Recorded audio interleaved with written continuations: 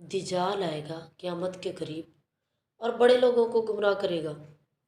تو حضور کریم صلی اللہ تعالیٰ علیہ وسلم نے فرمایا جو سورۃ کہف کی پہلی 10 آیات یاد کر لے دجال کے فتنے سے بچ جائے گا۔ اللہ توفیق عطا فرمائے۔ اس سورت کی آیت نمبر 9 سے اصحاب کہف کا واقعہ شروع ہوتا ہے، جب حضرت عیسیٰ علیہ السلام کو اللہ نے چوتھے آسمان پر بلا لیا۔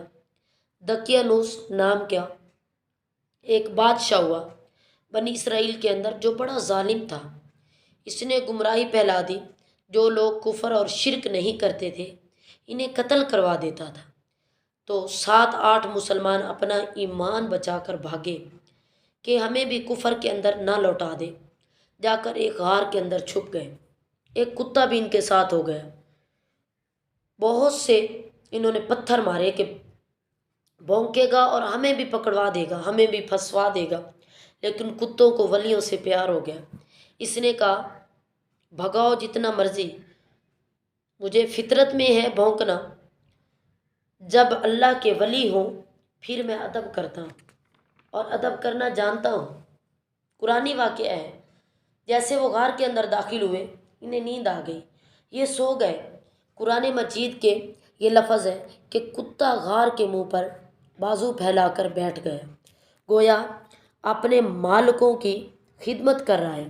میاں صاحب کیا خوب فرماتے ہیں، جنا تنا وچ عشق نہ رچیا کتے نہ تو چنگے، مالک دے گھر دی راکھی کر دے صابر بھوکے ننگے۔ پیچھے سے بادشاہ نے پتہ کروایا کہ وہ کہاں بھاگ کر گئے ہیں، تو انہوں نے کہا غار کے اندر ہیں۔ بادشاہ کہنے لگا ان کی سزا یہ ہے کہ غار کے منہ پر ایک دیوار بنا دو، غار کو بند کر دو۔ جس بندے کی ڈیوٹی لگائی وہ بندہ کوئی بڑا ہی نیک تھا، اس کو دیوار بنانے کا ذمہ دیا۔ اس نے دیوار بھی بنائی، ایک تختی پر سب کے نام لکھے اور وہ تختی صندوق میں رکھ کر وہاں بند کر دی۔ اس طرح اور اس کے اوپر یہ لکھ دیا کہ وہ ایک تختی میں مال خزانہ کے اندر بھی ان کے نام لکھ کر رکھ رہا ہے۔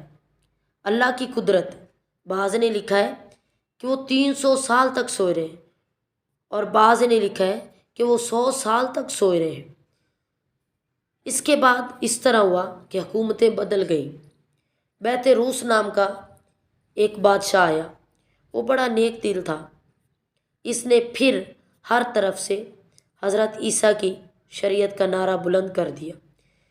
اس طرح کچھ لوگ ایسے تھے جو منکر ہو گئے تھے کہ مرنے کے بعد اٹھنا بھی ہے تو کیسے اٹھیں گے۔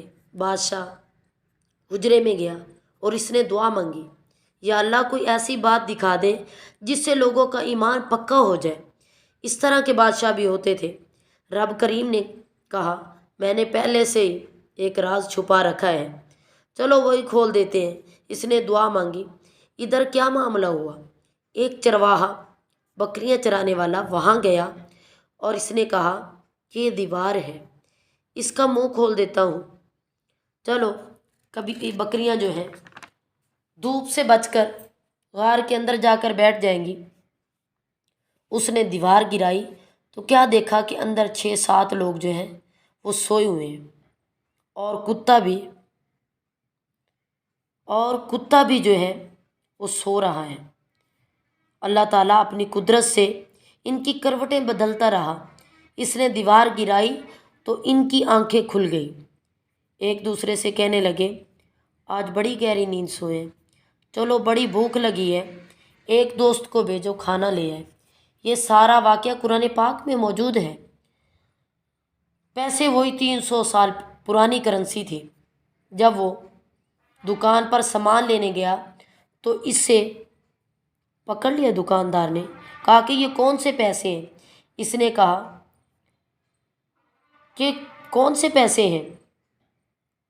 وہی پیسے ہیں، حضرت عیسیٰ کا کلمہ پڑھ رہے، ماحول جو ہے بہت چینج ہے۔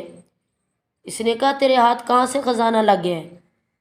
ہم نے تو صرف نام ہی سنا دقیانوس کا، اور وہ بادشاہ نہیں ہے، ایک بادشاہ ہوتا تھا، تیرے ہاتھ میں تو بہت بڑا خزانہ لگ گیا ہے۔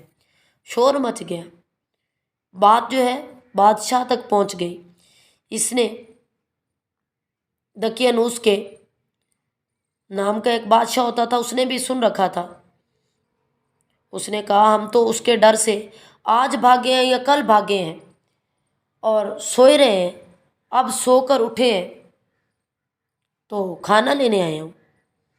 जो गार के अंदर थे उनको ख्याल आया कि हमारा दोस्त जो है वो पकड़ा गया है। वो अंदर डर रहे थे कि इतनी देर में उनका दोस्त भी पहुंच गया। तो बादशाह ने कहा ये कहाँ का संदूक खोला, ये कहाँ से आया है? तो वहाँ एक संदूक था, उसको खोला तो उसके अंदर वो तख्ती मौजूद थी जिसके ऊपर वो नाम लिखे हुए थे। इनके नाम ये हैं, दकियानूस से के डर से ये भागे हैं और यहाँ ये सो रहे हैं। जब इनके नामों की जो तख्ती वहाँ संदूक के अंदर बंद थी, दूसरी तख्ती वो जो वहाँ लगी हुई थी, तो जब लोगों ने ये सारा माजरा देखा तो एकदम आवाज़ बुलंद हो गई, ला इलाहा इल्लल्लाह, ला इलाहा इल्लल्लाह।